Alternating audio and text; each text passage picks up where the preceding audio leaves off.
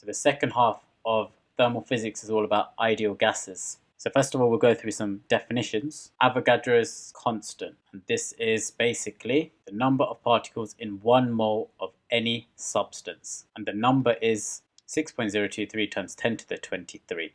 So if you have 1 mole of any substance, so remember mole is a measure for the amount of a substance, then 1 mole of any substance always contains this many particles, this many atoms or this many molecules. And an equation for moles that you also need to know, moles is equal to mass over mR. So moles is measured in moles, mass is measured in grams, molar mass, so that's different for different elements, is measured in grams per mole. Sometimes if mass is measured in kilograms, then moles will be measured in kilomoles and molar mass would be in kilograms per kilomole. And another equation that you need to be familiar with is the equation for the number of molecules in a gas, which is given by capital N. And the equation is the number of molecules is equal to Avogadro's constant times by the number of moles. This equation is not given in your equation sheet. So this is one you need to remember. Okay, so pressure of gases. So you need to be able to explain how a gas produces a pressure in a container. So let's say we have a container and this is the wall of the container and this is the inside of the container and there's one gas particle here. And this gas particle is moving towards the wall of the container like so and hits it. This gas particle has a mass of m and has a velocity of v. And let's assume that this is a completely elastic collision and it hits the wall and then it rebounds off in the opposite direction. So what you can say here is that the initial momentum of the gas particle is mv, and the final momentum, so once it's bounced off the wall and coming back in the opposite direction, so this is still the same mass, but now because it's a elastic collision, you can assume the speed is the same, but because it's in the opposite direction, the velocity is now going to be minus. So the momentum after collision is going to be minus mv. Now from momentum we can say force is equal to change in momentum over time. So when this happens, the change in momentum will be mv minus m minus v. So, and to find out the force, because this is all happening over a certain amount of time, we can basically do this addition. Because this is m minus v, this turns into plus mv, and you end up with mv plus mv, which gives you 2mv over t.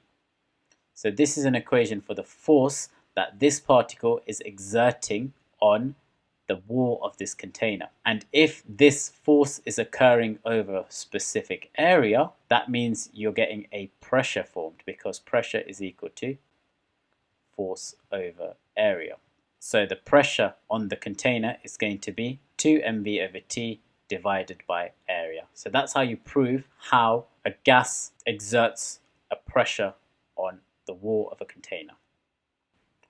So with ideal gases, there are basically 3 different laws that you can apply. We're going to summarize those in a table. So we've got Boyles law, Charles law, and pressure law. Each one keeps one of the 3 things constant and the other 2 as variables. And that would be pressure, volume, and temperature. So with Boyles law, it compares pressure with volume and keeps temperature constant. Charles law compares volume with temperature but keeps pressure constant, and with pressure law it compares pressure with temperature but keeps volume constant. So Boyles law states that pressure is inversely proportional to volume. So if you put a constant in that, you can say P is equal to K over V, or that if you rearrange it, you've got PV is equal to a constant. Charles law states that volume is directly proportional to temperature. So that will give you V is equal to KT. So you can say that V over T is constant. And for the pressure law, it states that P is directly proportional to temperature as well. So again, P is equal to K times T. So P over T gives a constant. Now you can also rewrite these. So when you're doing calculations with these equations, so these are the ones that are given in your data sheets, you can rewrite them as saying P1 V1 is equal to P2 V2. So what that means is, because pressure times volume is constant, it means pressure and volume before a scenario should equal to the pressure and volume after a scenario. So it's just a better way of writing it if you want to use it in a calculation. And you can do the same with these two as well, and you'll get V1 over T1 is equal to V2 over T2, or P1 over T1 is equal to P2 over T2. And with all three of these equations, what you can do is combine them. So you've got PV is equal to constant, V over T is equal to constant, and P over T is equal to constant. So if you combine all three of these together, you get PV over T is equal to a constant. And again, we can rewrite that as P1 V1 over T1 is equal to P2 V2 over T2. So just by using this, you can basically get any three of these equations. So for example, in Boyles' law, you keep temperature constant. So if you keep the temperature constant, T1 and T2 become equal. So that you can just call that T, and you can cancel out the T's, and you'll essentially get P1 V1 is equal to P2 V2, which is what Boyles' law is. So this final equation that I'm showing you can basically get you to the previous three as well. Now this constant here has actually got a value, and that is N R. So N, if you remember, is the number of moles, and R is the ideal gas constant. So putting everything together can give you the final equation, PV is equal to nRT. So just remember that pressure is pascals, volume is meters cubed, so you got to convert that. 8.31 is given to you, and temperature, if it's given to you in degrees C, remember to convert that into Kelvin. There's actually another form of this equation as well, which uses something called the Boltzmann constant, and it's defined as the gas constant per molecule of gas. So we give the Boltzmann constant a symbol of a small k, and if you say it's a gas constant per molecule of gas, that's like saying K is equal to the gas constant R per molecule of gas. So to work out one molecule of gas, you need to divide it by Avogadro's constant. So the Boltzmann constant is the gas constant per molecule of gas. So you divide it by Avogadro's constant. So what we can do is we can use this and write a different form of this equation above. So from here, we can say that R is equal to K times Na if we rearrange it. And what we can do is we can sub that into PV equals nRT. That will give us PV is equal to Nk times Na, because our R is K times Na, times by T. Now, from right at the start of this topic, I said that to find number of molecules of a gas, you can do number of moles times Avogadro's constant. So what you can do is you can use that in here by taking this N and this Na and combining it to form capital N. And that will give you the equation PV is equal to Nkt. So this is just another form of the ideal gas equation. You need to be able to know when to use which one. So the top one you use when you're dealing with moles. So if your question gives you the amount of gas in moles, you use the top one. If they give you the number of molecules instead, then you use the bottom one. Okay, so next thing to look at is the kinetic theory of gases. And this is basically a model that's used to describe the behavior of atoms or molecules in an ideal gas. And that's because real gases, they have very complex behavior.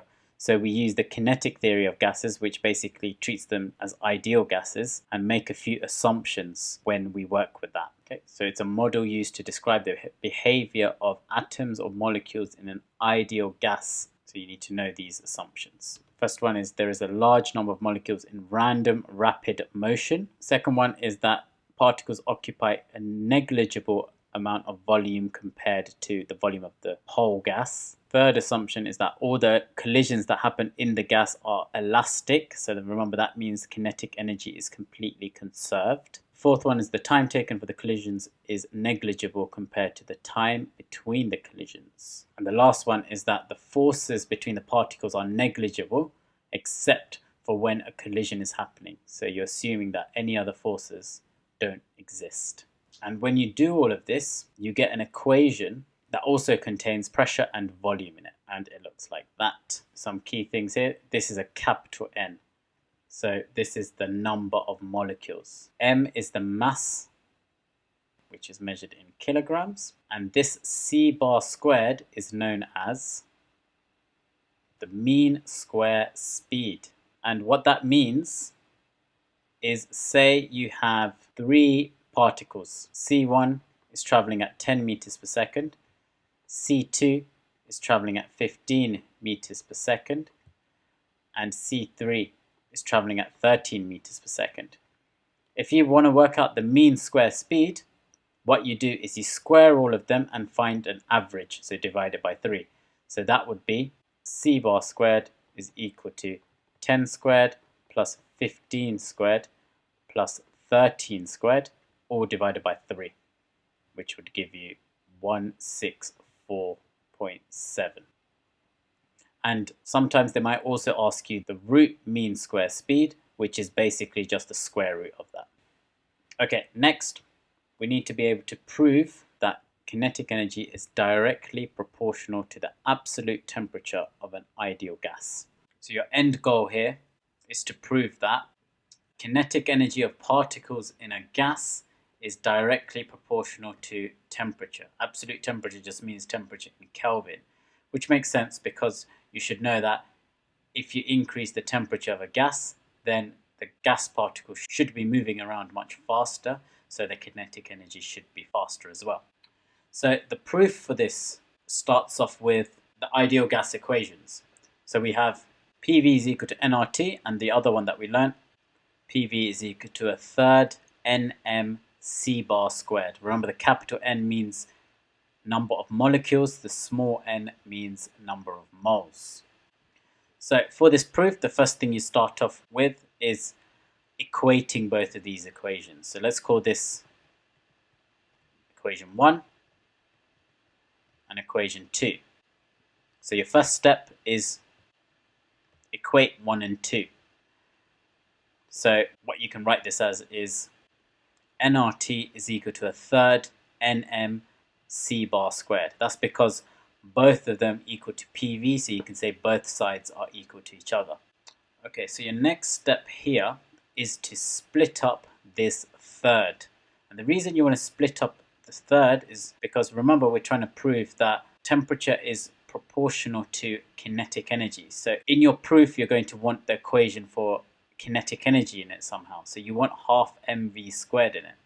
So this third can be split up into 2/3 and a half. So if you think about it, if you do 2/3 times a half, that's the same as saying a third. So remember, the reason why we're doing this is because in our expression we want something with a half in it so that we can make half mv squared. So the rest of the equation looks the same. So it's going to be 2/3 times a half times nm c bar squared. And all of that is equal to nRT. Now what we can do is group some of the terms together and write it like this. 2/3 n is equal to half m c bar squared. Remember, c bar squared is the mean square speed. So this is essentially kinetic energy that we have here, half mv squared. And on the other side, we still got nRT. Now what we can do is we can move the 2/3 n to the other side of the equation. And when you do that, you should get 3/2 nRT over capital N. And all of that is equal to half mc bar squared. Now, if you remember from the start of ideal gases, I said that an equation for the number of molecules is equal to number of moles times Avogadro's constant.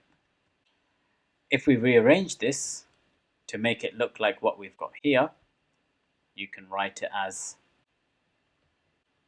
small n over big N, so number of moles over number of molecules, should equal to 1 over Avogadro's constant.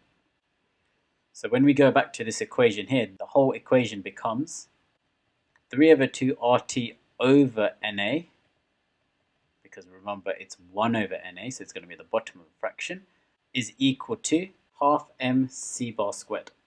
And what you should also remember is R over NA is the same as the Boltzmann constant K. So this whole equation now becomes 3/2 times the Boltzmann constant times temperature is equal to half mc bar squared. And now what you've got is all of this is now a constant, and that's multiplied by T, and everything on the right hand side is kinetic energy, because it's essentially half mv squared. So you've got kinetic energy is equal to a constant times T, which basically means kinetic energy is directly proportional to temperature, which is what we wanted to prove. So this is one proof that you need to memorize from the beginning to the end. For more videos like this, summary videos, worked examples, and exam tips, subscribe to my channel.